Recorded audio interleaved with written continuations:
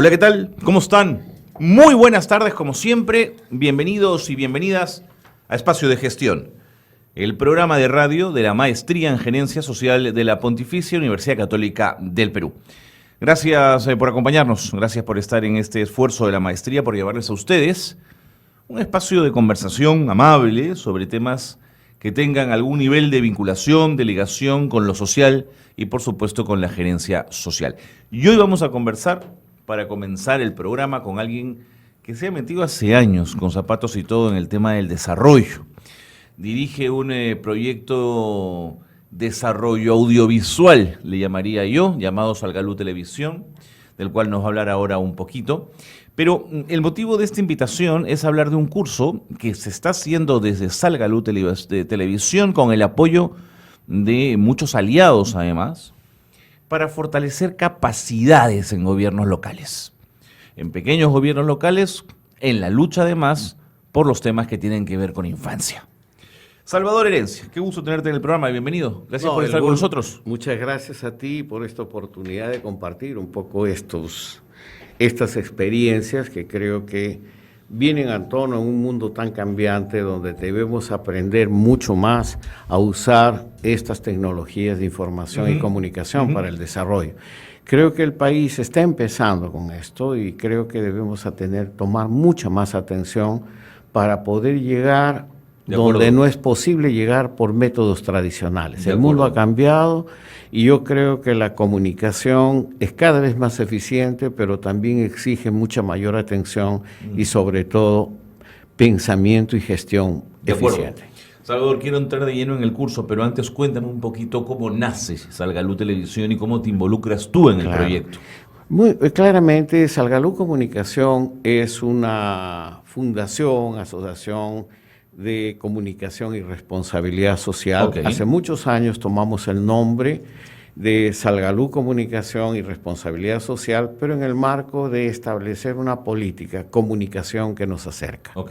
Y en función de esta comunicación que nos acerca, la opción nuestra fue hacer uso de estas nuevas tecnologías de información y comunicación. Y esto parte básicamente por toda una experiencia de más de 28 años trabajando en comunicación y partnership con UNICEF en muchos países. Y vimos cómo realmente era importante pues estar a tono con lo que estaba sucediendo. Y hay metas, hay compromisos, hay planes, pero muchas veces el gran tema para nosotros y la gran dificultad, por eso vienen estos cursos o estos programas de incidencia, era pues una real socialización del conocimiento y de la información. Seguía siendo un poco propiedad del intelectual, de la universidad, del funcionario, del burócrata, pero el pueblo que tenía que actuar el funcionario desde el nivel local que tenía que generar una gestión estratégica no tenía ni la información ni los conocimientos. Y esto no solamente en Perú, en la mayor parte de los países de América Latina.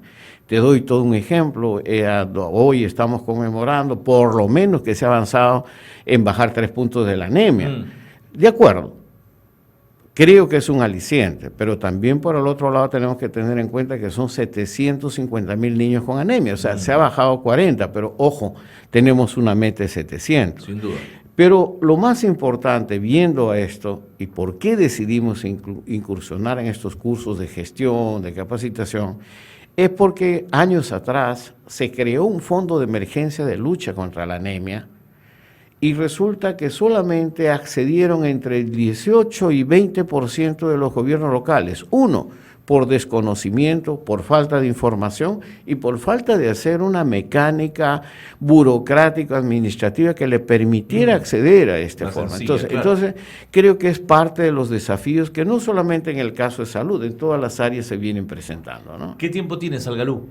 Estamos cumpliendo 10 años, ¿no? 10 años. ¿no? ¿Cómo comenzaste? ¿Con el dinero de quién? ¿De dónde? Bueno, Salgalú Comunicación nace, yo estuve en Florencia, en mi último puesto en Naciones Unidas, yo fui como jefe de comunicación y alianzas estratégicas en Florencia, y es el Centro de Estudios de los Derechos del Niño y está relacionado con todos los países europeos. Claro.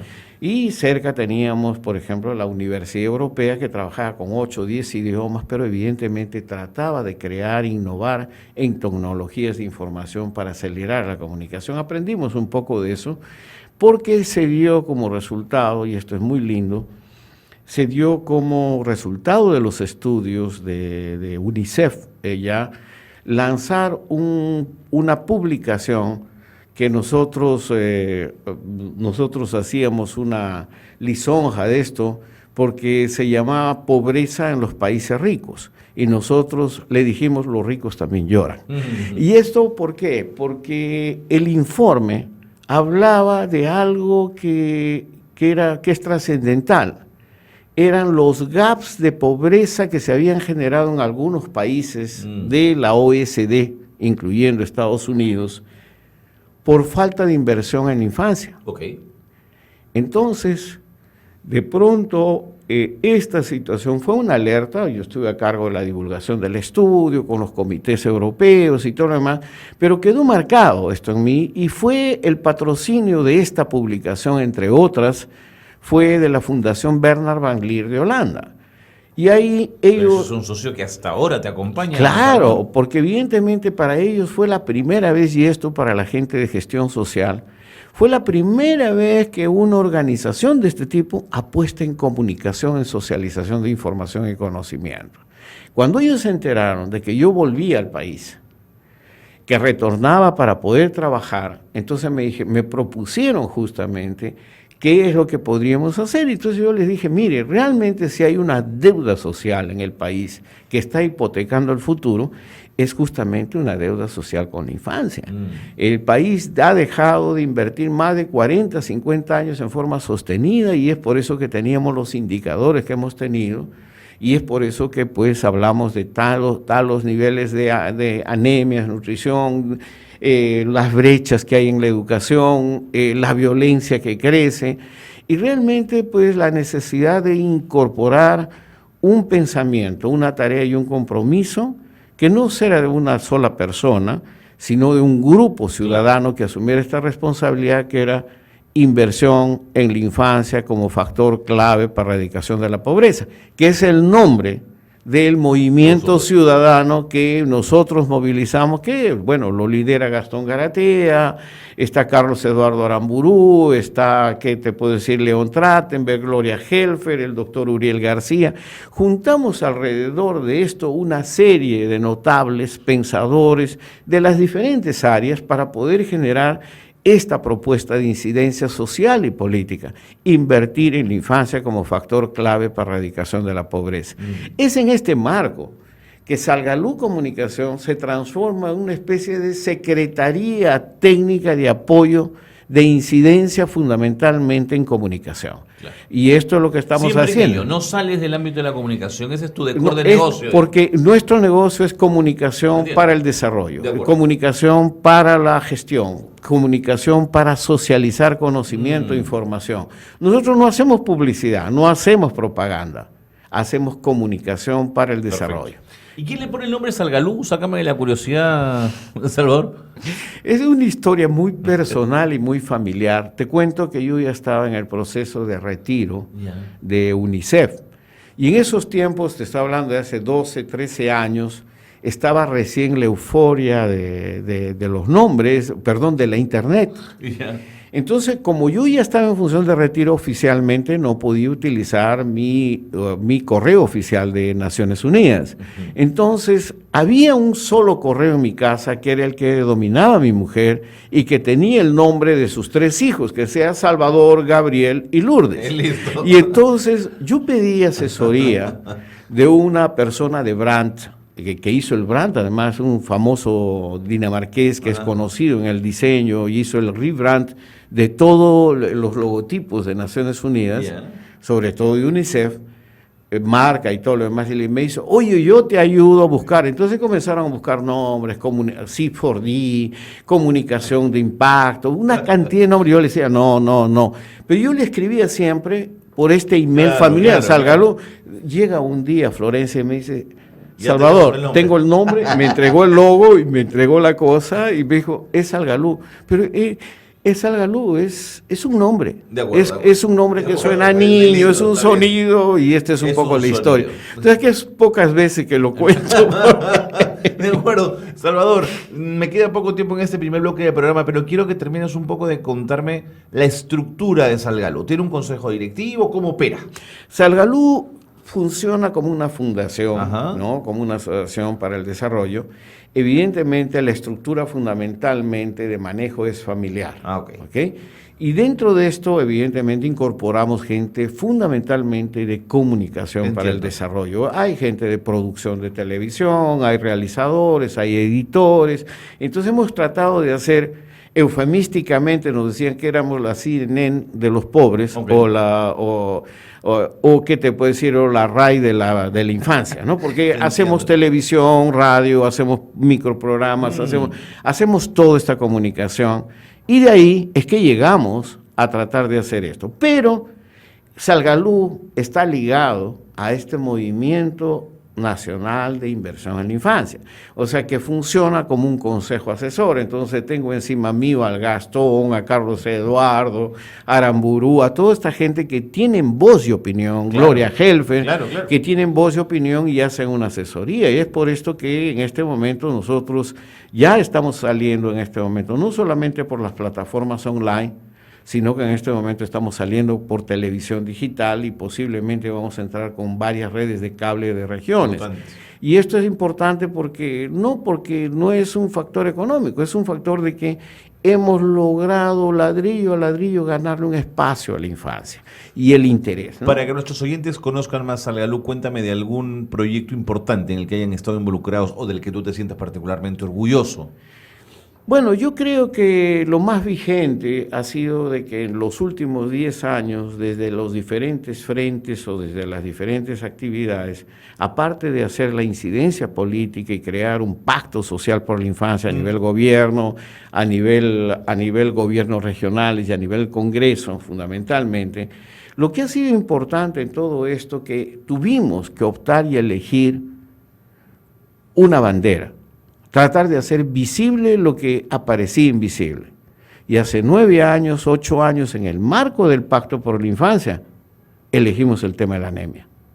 Y creemos que hemos contribuido a poner en la agenda social y política el tema de la anemia. Entonces, en este momento estamos viendo que van a haber más de 52.000 millones de soles para poder trabajar. Entonces, nuestra preocupación en este momento no es solamente saber y explicar lo que es la anemia, trabajar con los gobiernos locales, pero es fundamentalmente vigilancia para que realmente haya una gestión eficiente de los recursos disponibles para poder lograr asuntos de meta. Y lo que hemos hecho como inversión en la infancia es siempre mostrar que sí se puede. Y donde hemos trabajado con experiencias que valen la pena conocer, municipios en las cuales en alguna forma has conocido también tú, Carlos, impresionante, hemos logrado bajar donde ha habido una autoridad visible y responsable, donde ha habido articulación, donde ha habido gerencia, cuando el alcalde se compra el pleito, es que hemos logrado bajar 20, 25, 30% de anemia. 2 o 3 puntos. No. Bajas cantidades increíbles. Claro, porque hay una ejecución. Justamente el día de ayer conversé con el gerente de Desarrollo Social y Económico de Amazonas. Amazonas es un campeón. Ha bajado 8 puntos la anemia. Y él me decía, aún recordamos el trabajo de inmersión que hizo Inversión en Infancia con nosotros, puso en la bandeja una responsabilidad visible de autoridad y pocas veces yo he tenido la posibilidad de sentarme con todos los directores generales, con todos los representantes de ministerios y dije, el plan es este, la meta es esta e inclusive los medios de comunicación. De acuerdo. Entonces, esto creo que es importante y esto es lo que estamos relevando como experiencia, ¿no, Carlos? Me voy a la pausa y seguimos conversando. Salvador, quédate con nosotros, ustedes también. Estamos en Espacio de Gestión.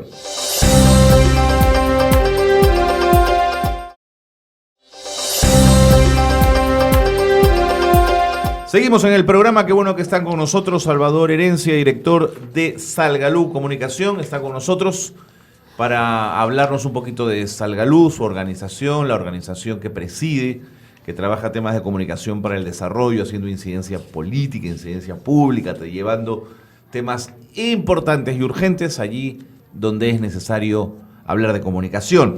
Y uno de sus proyectos más interesantes son los cursos. Uno entra a la plataforma de Salgalú Televisión y se encuentra con cursos de capacitación.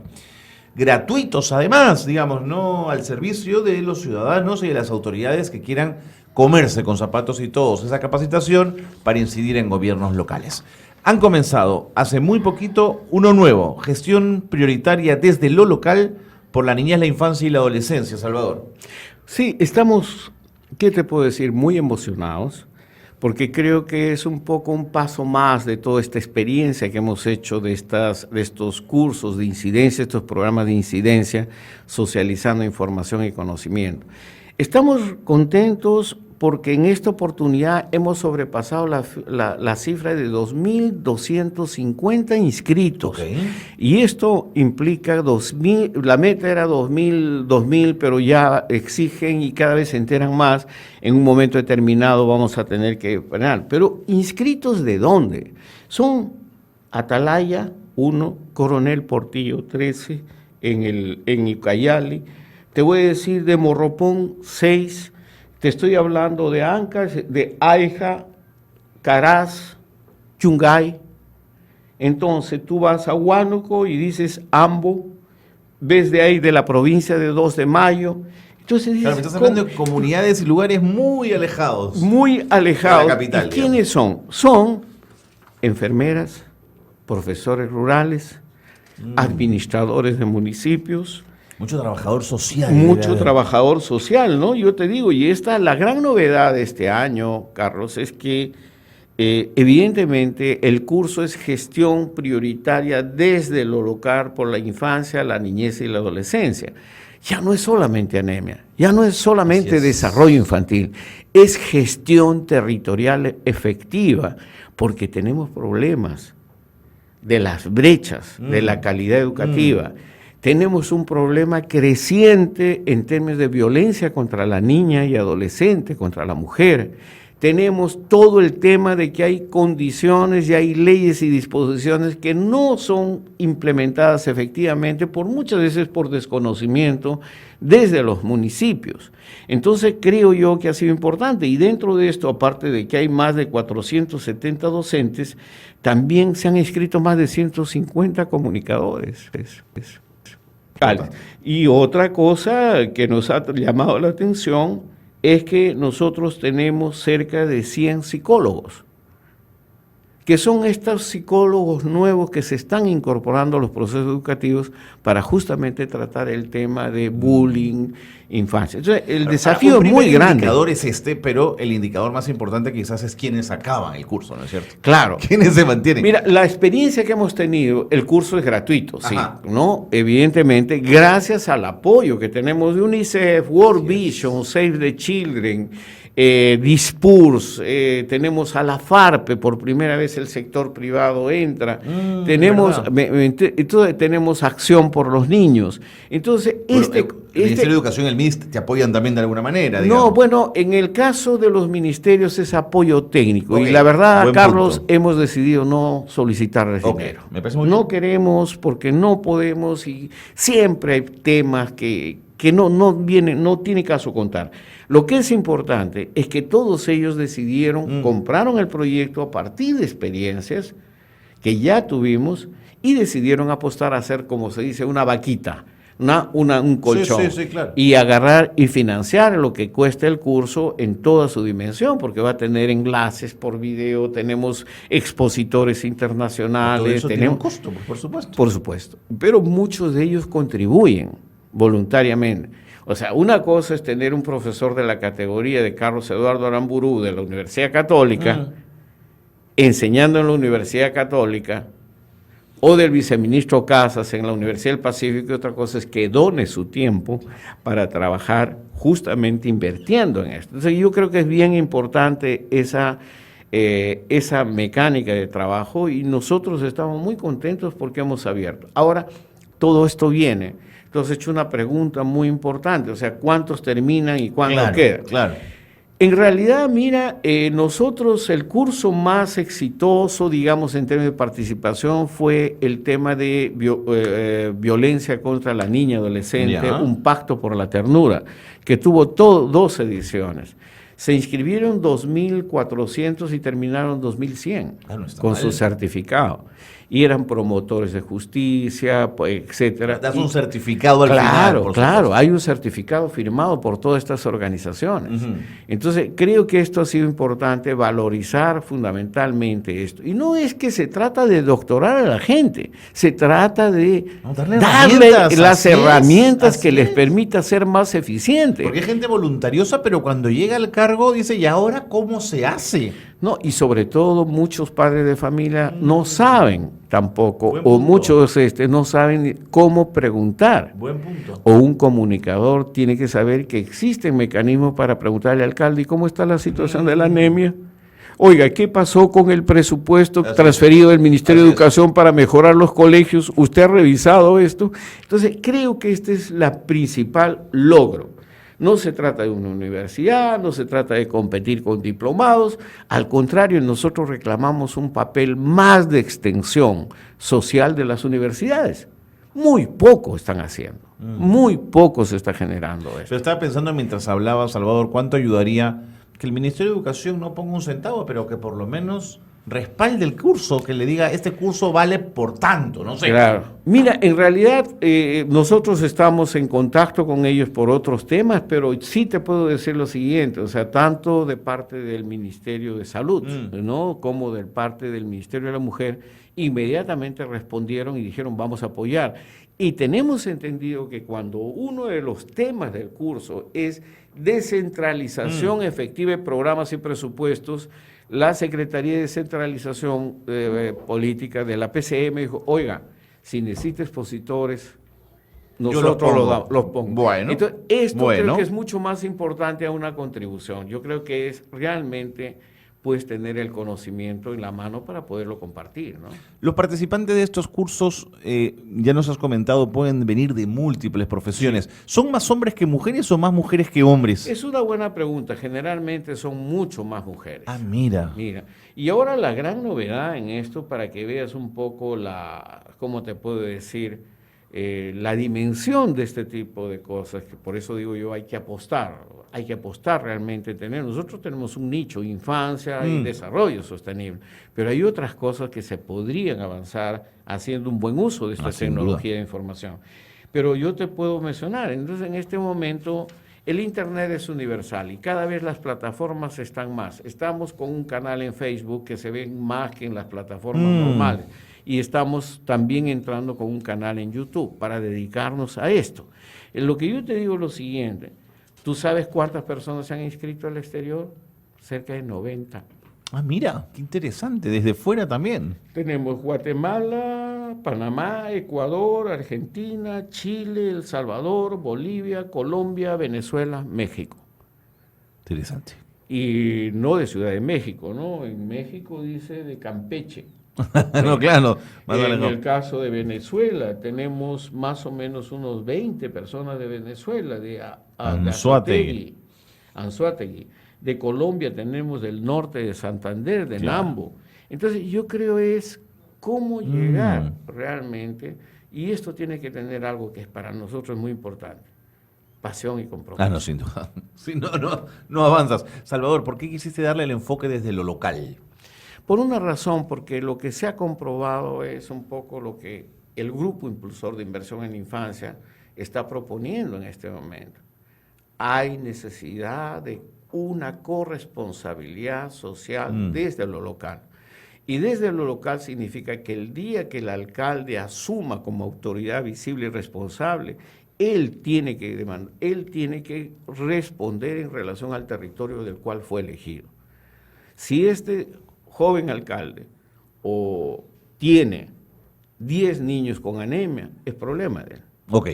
Entonces, no es el problema de la ministra, que claro, el ministro, es que otro no. enfoque. Así si hay un enfoque de que hay una violación a niñas en los colegios, no hay que esperar que la ministra, que la funcionaria venga a reclamar y dé una conferencia de prensa. Claro. No, esta es una responsabilidad y esto es lo que está apostando Inversión en Infancia. Y lo que hemos visto en las experiencias que valen la pena conocer, cuando ha habido una responsabilidad desde el local, hay recursos, hay presupuesto, hay gente, hay voluntad para hacerlo. Pero lo que pasa que para nosotros es muy importante, por eso los cursos con anemia, violencia que hemos realizado, siempre hemos apostado en la gestión desde lo local, porque realmente creo que debemos reforzar este tipo de acciones en el marco de una descentralización efectiva de programas y presupuestos. No se puede trabajar estas áreas desde Lima. Esto es fundamental para Salvador, nosotros y estamos apostando. El tiempo nos ganó. Muchísimas gracias. Gracias por traernos buenas noticias. ¿Dónde podemos, para quienes nos escuchan y quieran matricularse todavía en el curso, dónde pueden hacerlo?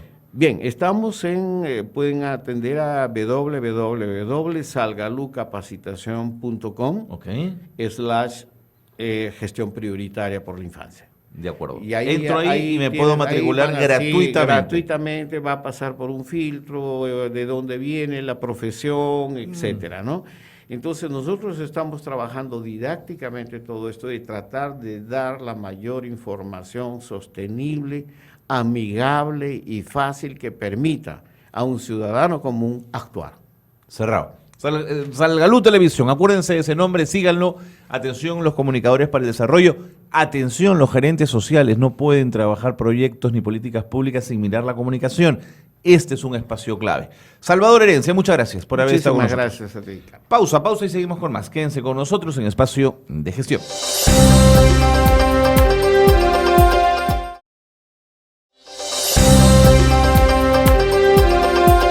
Muy bien, continuamos en el programa y qué bueno que se han quedado con nosotros porque vamos a hablar ahora de evaluación. En el mundo de la gerencia social, de la gestión social, la evaluación es un concepto clave. La aproximación a los resultados de la inversión en una política pública, en un asunto de incidencia, tiene que ver con evaluación y cómo se evalúa. Y además la evaluación no puede ser tramposa, la evaluación tiene que ser muy certera y muy clara en relación a sus objetivos y a sus resultados. En el marco de este concepto, el Ministerio de Educación, desde el año pasado, viene preparando un nuevo sistema de evaluación para los chicos de la educación básica regular. Y esto ha traído algunas miradas contrapuestas respecto a la efectividad de la evaluación.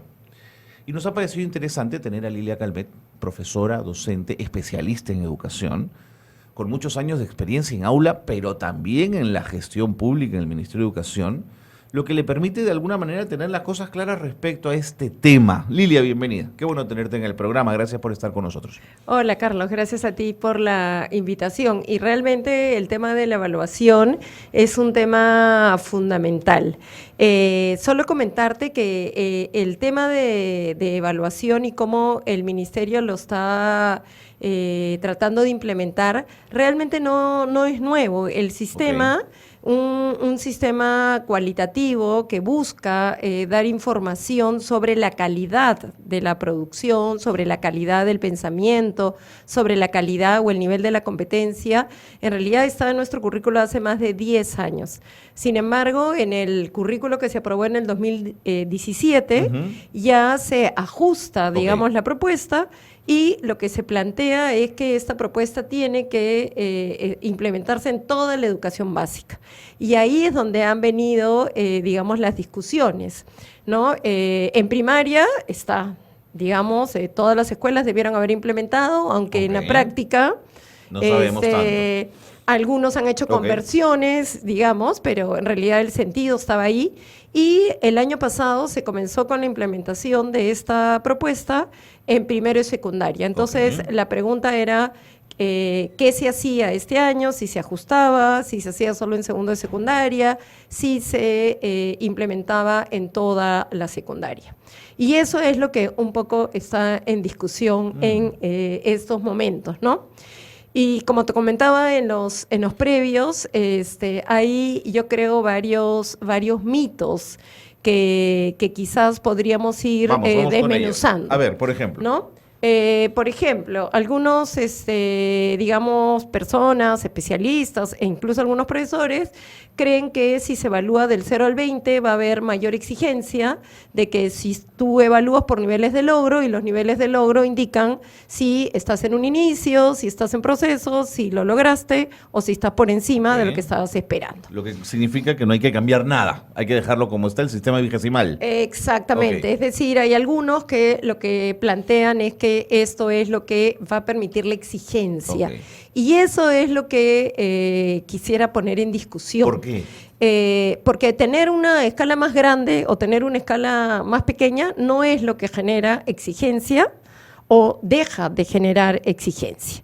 Yo creo que la exigencia está en los aprendizajes y el desarrollo de las competencias que tú estás esperando que se logre. La exigencia está vinculada a eso, no a que si tú puedes poner 19, 18 o si puedes poner 13, ¿no? Entonces, lo que nos tiene que quedar claro es que cuando uno es competente y en cualquier profesión, esto nos es claro, no tiene que ver con la cantidad de contenidos que tú manejas, o sea, manejas 3 de los 5 contenidos que yo estaba esperando, sino lo que tiene que suceder es que tú logres hacer algo con esos contenidos y que tú logres hacer algo complejo con esos contenidos. Entonces, para poder informar, tú tienes que tener claro qué esperas que se logre, ¿no? Y yo creo que eso en muchas universidades, ya que tú ponías el caso, están transitando hacia eso, o sea, tener claro qué es lo que estoy esperando que logre cada uno de nuestros estudiantes. Entonces, por ahí creo que va la cosa, ¿no? Permíteme la tingencia. Sí. Desde que los Chicago Boys llegaron a nuestras vidas, los economistas nos dijeron que la verdadera evaluación era la numérica, que la cualitativa era un paseo por las nubes y que era muy difícil elaborar indicadores o rúbricas muy precisas para medir lo cualitativo. Esa era la tingencia. Sí, mira, yo siempre lo que digo es esto, la evaluación, por más objetiva que tú digas, que sea objetiva, siempre tiene algo de subjetividad. Sin duda. Porque imagínate, yo voy a tomar, así me voy a poner en el caso tradicional, tú sabes que yo he sido profesora de ciencias sociales, entonces estoy en un curso de historia y yo decido que para mí es muy importante que tú conozcas los nombres de las 3 carabelas de Colón. De acuerdo. Y el otro profesor decide que es muy importante que tú sepas cuáles son los alimentos que trajeron los españoles. Ya, digamos que todo es memoria, pero para ti es importante una cosa, Sin para duda. mí es importante otra. Y cuando yo salgo de la escuela, dependerá de quién me recibe, qué cosa era más objetivo o qué cosa iba a medir más mi eficiencia, Te ¿no? entiendo. Yo lo que creo es que esta discusión de evaluación en realidad se enmarca en una discusión de qué cosa tú quieres que se logre en escuela. Sin duda. Entonces, si lo que tú quieres es desarrollar pensamiento complejo, pensamiento crítico, lo que tú quieres es generar actuaciones complejas que logren entender una realidad compleja, De acuerdo. eso no es No que... lo mide el 20. A ver, dime, qué difícil sería hacer una rúbrica para que tú digas, tiene 0 si hace esto, tiene 1 si hace esto, tiene 2 si hace esto.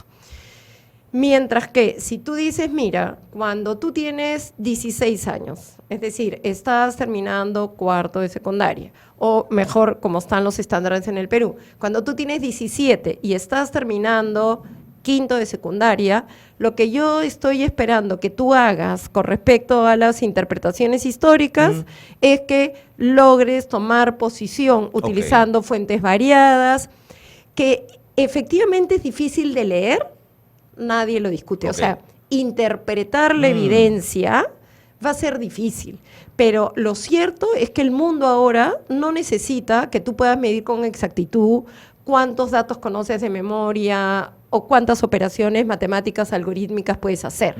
Lo que el mundo requiere ahora es que tú puedas tener pensamiento creativo, que tú puedas trabajar en equipo, que tú puedas resolver problemas. Entonces, cuando tú resuelves los problemas, no los resuelves 1, 2, 3, sino tú lo resolviste de manera eficiente, de acuerdo al estándar que yo esperaba para este grado que estás llevando, para este ciclo que estás llevando en la universidad, para este curso que estás llevando.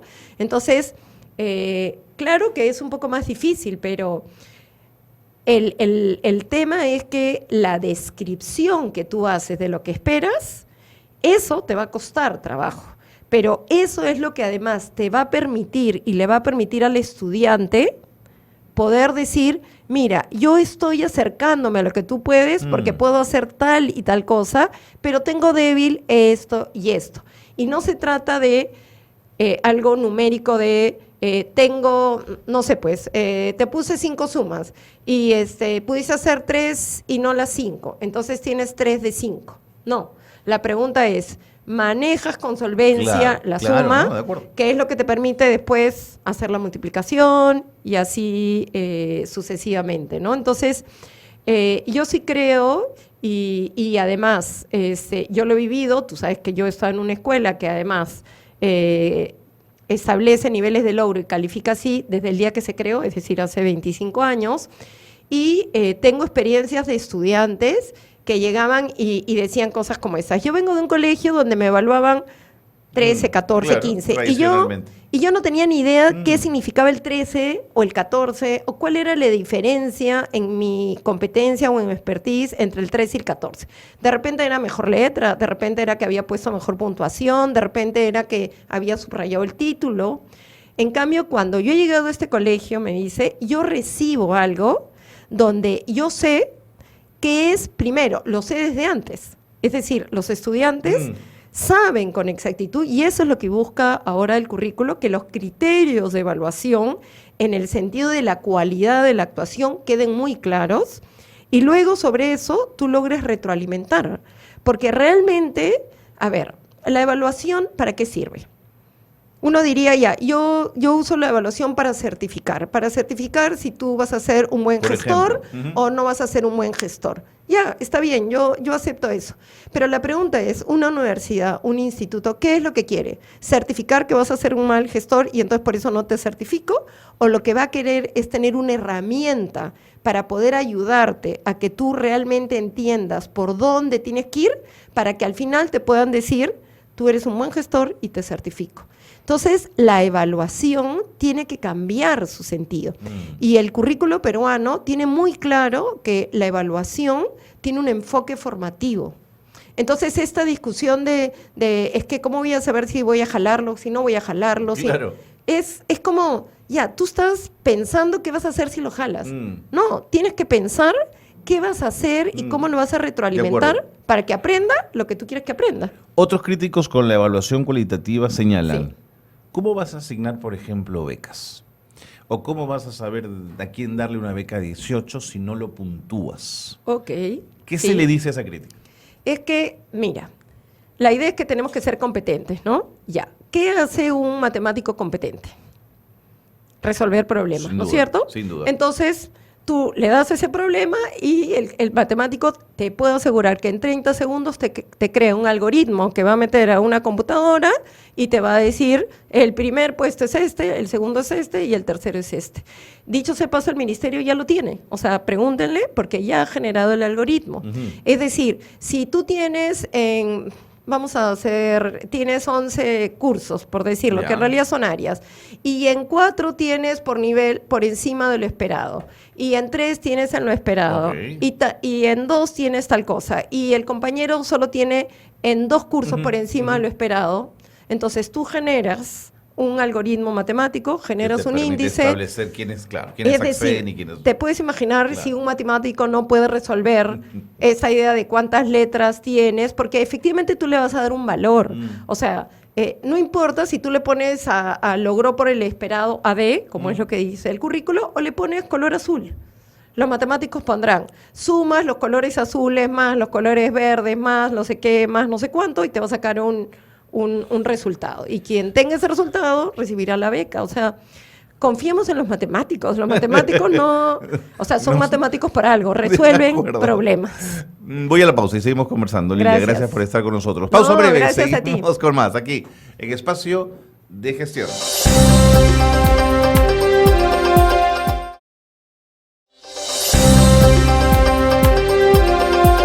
Seguimos en el programa, qué bueno que se han quedado con nosotros. Lilia Calmetti es una trome, es una especialista en educación, es profesora, ha estado en aula. Nadie le va a decir, digamos, cómo es el trabajo cotidiano con los chicos y estamos hablando de evaluación.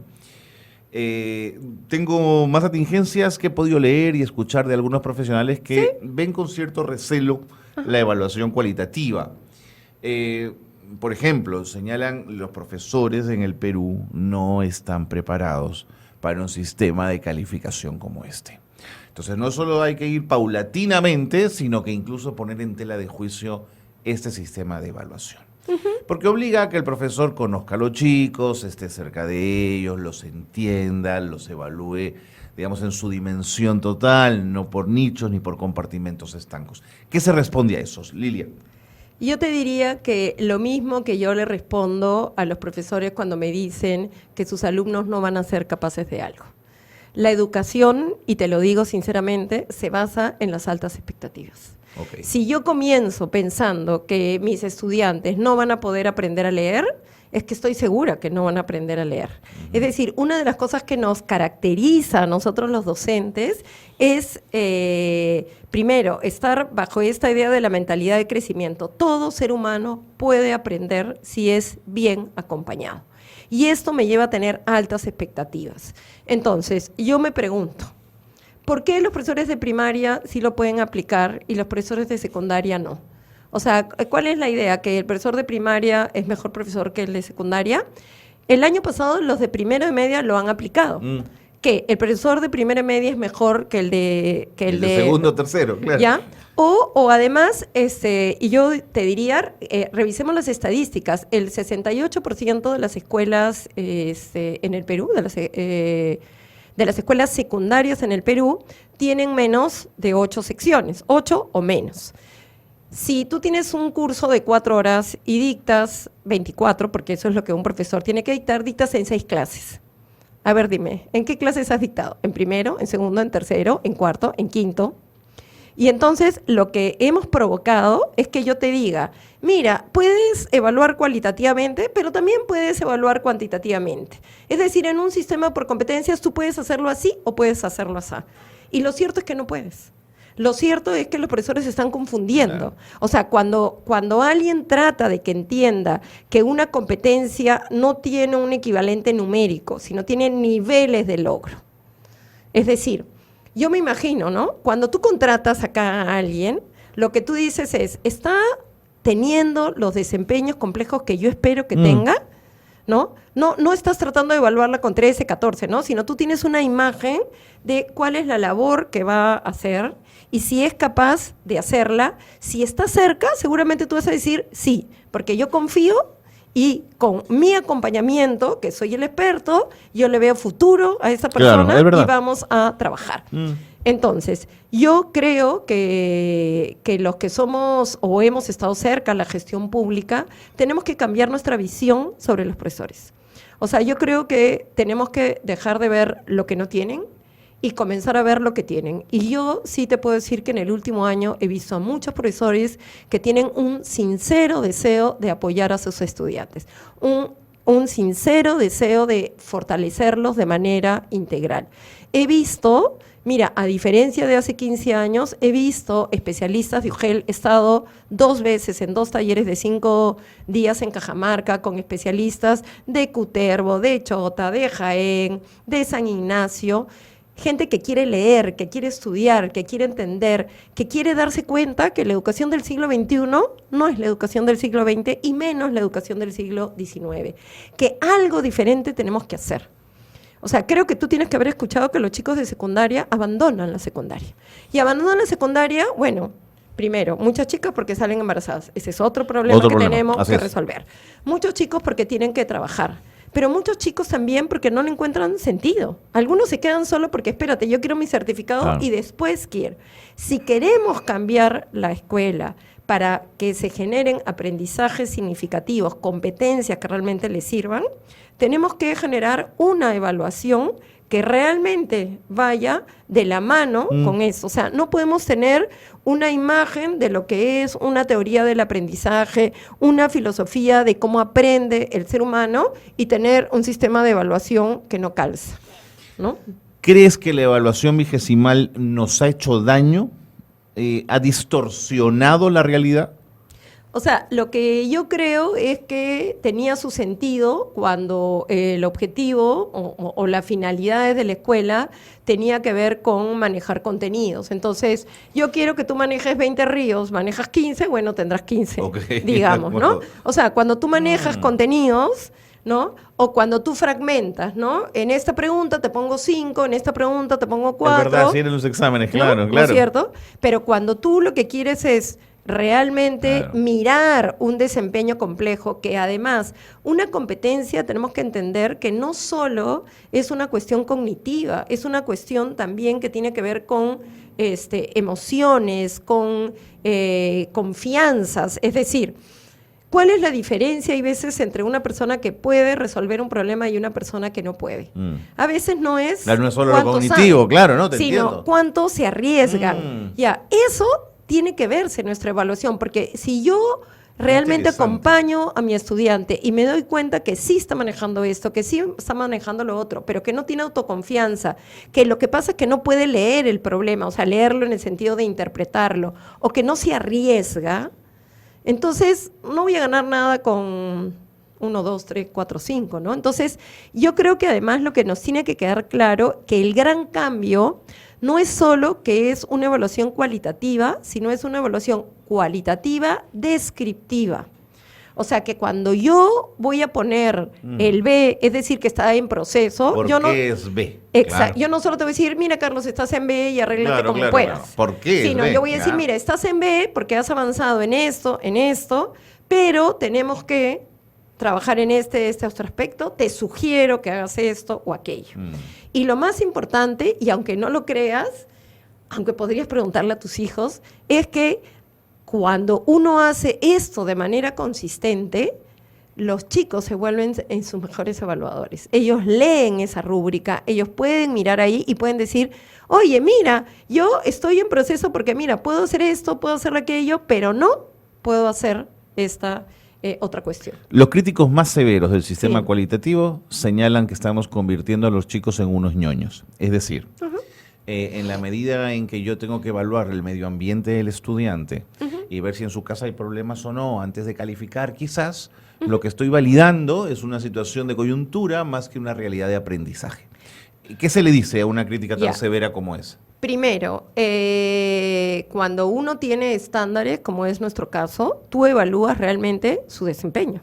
O sea, tú no evalúas qué es lo que está pasando al costado. Tú evalúas su desempeño. Lo que pasa es que un buen profesor, para poder ver qué cosa está pasando y ayudarlo, tiene que ver lo que está pasando, porque no es un problema que... Vamos a hablar con algunos términos que en realidad no tienen que usarse, pero digamos, es poco inteligente.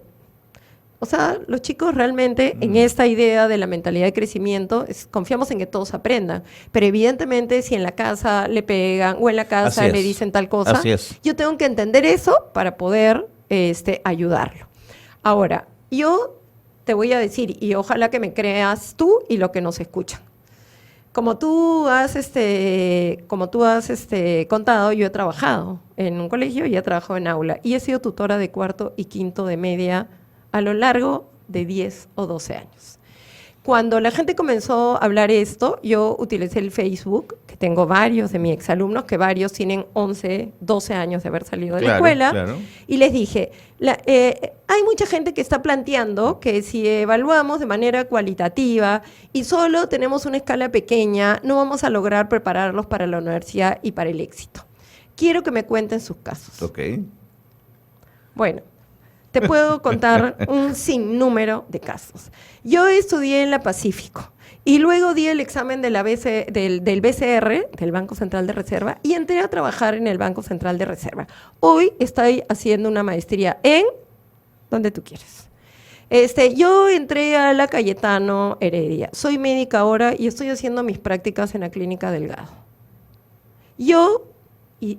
Es decir, te podría decir, o sea, pensando en esas personas que te dicen que no van a tener. Sí, claro. Pero evidentemente en el colegio donde yo trabajaba también escribí, mira Lilia, yo decidí dedicarme a la cocina porque me encanta la cocina. Y lo que me sirvió es que me dieron autoconfianza, me enseñaron a aprender, me enseñaron a relacionarme. Y resulta que ahora ya tengo yo un negocio con 4 tracks, vendo no sé qué, vendo no sé cuánto y soy un éxito. Entonces, primero, ¿a qué llamamos éxito? Claro. Esa es una buena pregunta. Pero, segundo, ya que tú antes mencionabas a la gente que le gusta más la evidencia, a los que vienen de una laudura, ¿no? No quiero decir de qué ministerio en particular, pero mi tema es el siguiente. ¿Qué evidencia tienen de que una escala que solo tiene 4 niveles de logro hace que no sea exigente? Si el nivel de logro está bien descrito y es exigente, no sé por qué no puede ser exigente. O sea, realmente, yo te digo, o sea, no es que yo todos los alumnos que haya tenido son exitosos, o sea, tengo que reconocer que con algunos fallamos. Y mira lo que digo, no digo ellos fallaron, fallamos nosotros, falló la familia, algo no hicimos. Pero lo que sí te puedo decir es que conozco N chicos, 10 promociones, multiplícalas por 80, 800 chicos que con un sistema de esta naturaleza encontraron su sentido en la vida, entraron a la universidad que quisieron, tuvieron éxito, hoy soy profesionales. Entonces, no tiene que ver con lo cualitativo o lo cuantitativo, tiene que ver con que tú encuentres claramente qué es lo que esperas que se logre, que trabajes hacia eso y la responsabilidad del docente es aprender a leer lo que el chico puede producir, lo que no puede producir, tener herramientas para lograr hacerlo y acompañarlo en un 100% a que logre hacerlo. Si eso no es nuestro sentido como profesores, o sea, si solo vamos a ser certificadores, pero no es mi opción. Tengo una última pregunta, porque el tiempo nos gana. Sí. En todo este proceso educativo, esto es de perogrullo, la familia, los padres juegan un rol fundamental. Sí. Por lo tanto, también hay que explicarles a los padres cómo funciona esta nueva medición. Exactamente. Porque una B no es un 17, un 18, o sea, ¿no es cierto? Esa equivalencia es una torpeza, ¿no es cierto? Es totalmente errónea. Es decir, la escuela, para decirlo de manera simple, no es tan simple, pero los aprendizajes de los chicos y la escuela tiene 3 grandes patas, ¿no? O sea, el estudiante, las familias y esa institución que llamamos escuela y que es el conjunto de personas que trabajan allí. Si estos 3 no hacen sinergia para entender qué es lo que hay que hacer, entonces estamos muertos.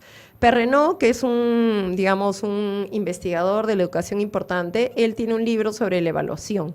Y lo que él dice es que la evaluación, una vez que se cambia, genera cambios sistémicos en toda la escuela, pero que requiere que todos lo entendamos. Entonces él dice, si un padre está esperando la nota solo para dar permiso, si sacas más de 13 puedes ir al cine, te puedes ir a la playa ya que estamos ahora en verano. Si sacas menos de 10 no te voy a dar. Es decir, si está esperando la nota con ansias para saber qué permisos no le da a su hijo, entonces estamos en otra ruta. Es decir, si todos entendemos que la evaluación es información para que yo pueda seguir trabajando con mi hijo o con mi hija para que logren avanzar en sus aprendizajes, porque yo confío en que él pueda aprender, entonces yo voy a poder usar la evaluación también como fuente de información. Dime, tú como papá, yo sé que tus hijos no recibieron eso, pero ¿qué te diría que tu hijo tiene 13 o 14? No me digas solamente que ha aprobado, que algo ha aprobado. Que algo aprobado y que si tiene 14, algo mejorcito está. Algo mejorcito, sí. Sí. Pero si yo te digo, mira, si tiene A, es que ha logrado esto y aquello. Y si tiene B, es que ha logrado esto y aquello. Y tú notas claramente cuál es la diferencia de salto entre el B y el A. Entonces, eso sí te resulta, ¿no? Entonces, si por ejemplo, hablando de leer, que es lo que digamos, ¿no? Entonces te llega una información donde te dice, tu hijo puede encontrar información explícita en un texto. Sin embargo, no puede vincular esa información explícita cuando está en lugares separados al texto. Entonces, no es un 13, es un 14. Tú sabes que él encuentra información explícita, pero que si le hablan de María en el primer párrafo y le dicen algo de María en el primer párrafo, y en el quinto párrafo le dicen algo de María, él no vincula la información de María del primer párrafo al quinto párrafo. Entonces, de repente tú vas a poder, en las conversaciones que tienes con él, hacer ejercicios para que logre hacer ese vínculo. Claro. O yo te digo, mira, tu hijo puede encontrar, o tu hija puede encontrar información explícita, sin embargo, no está logrando interpretarla, ¿no? O mira, sí, logra encontrar la información explícita, está logrando interpretarla, pero no logra realmente reflexionar sobre el texto. Si le parece que, imagínate, ya son más grandes, está en primero y media, y te dice, no logra vincularlo con el contexto que fue escrito. Entonces, ¿no? Yo me acuerdo cuando mi hija estaba en quinto grado, comenzamos a leer el cuento, ay, que siempre me olvido, de Paco Yunque, ¿ya? Y entonces leíamos las dos, mira, quinto grado, y leíamos las dos. Y entonces, ¿y de quién trata el cuento? Ah, sí, de Paco y de Grieve y todo lo demás, y no sé qué y no sé cuánto. Y en un momento dado, él dice, lo jala Paco y le dice, ven, tú eres mío. Y mi hija, mamá, no entiendo. No entiendo, claro. ¿Cómo que es mío? Exactamente, claro. Porque es una niña del siglo XXI. Entonces, pero se hizo la pregunta, o sea, dijo, ¿qué es lo que quiere decir? Entonces yo comencé, ¿y qué quisiera decir? Y entonces, no, mamá, de repente, mira, yo sí he visto amigas que creen que es su propiedad. Ah, ya, muy bien, hija, pero yo te voy a contar algo. Y le hablé sobre el comunalismo en el Perú, sobre la hacienda, ¿no? Y entonces ella... ¿cómo? Así era. Claro. Entonces, eso es lo que queremos con la comprensión de texto. O sea, lo que yo quiero es que los chicos se hagan preguntas, que cuando lean algo no pasen por encima del texto, que aprendan a reflexionar. Pero yo lo que necesito, como papá, como mamá o como profesora, necesito saber qué espero de esa reflexión sobre el texto, qué espero de esa interpretación. Porque evidentemente yo no voy a esperar que un niño de primer grado interprete un texto de Benedetti. Bueno, claro. ¿No? O sea, entiendo, así es. Entonces, una evaluación cualitativa no es, y tenemos que sacarnos de la cabeza esta idea, primero, que es una equivalencia. Si tiene 13, 14, tiene B. Claro. Tampoco que es totalmente subjetiva, y ver tú, no. Tiene descripciones muy concretas que el profesor va a tener que aprender a hacer. Yo sí, no quisiera terminar esto sin decir que... Ya brevemente nos tenemos que ir. Rapidísimo, que esto va, desde mi perspectiva, va a ayudar muchísimo para aprender, pero que el Ministerio de Educación también tiene mucho por hacer. O sea, hay una gran responsabilidad, va a tener que generar guías, va a tener que generar orientaciones, va a tener que generar videos y yo creo que eso es lo que le tenemos que exigir. No tenemos que exigir retroceder a una evaluación que no tiene sentido. Lo que tenemos que ir es, nosotros vamos a apostar contigo, pero tú apuesta por nosotros. Cerrado. Confía y danos los materiales que necesitamos. Ha sido muy clara, Lilia. Muchísimas gracias. Eso espero. Gracias a ti por la invitación. Con nosotros. Tu casa, cuando quieras, te vienes aquí a conversar. Bueno, nos tenemos que ir ya. Fíjense que el hablar de evaluación es un tema bien intenso y lleno de aristas, pero hay que abordarlo. No se puede hacer nada ni en educación ni en políticas públicas si no se evalúa correctamente. Vámonos. Nos encontramos la próxima semana aquí en Espacio de Gestión.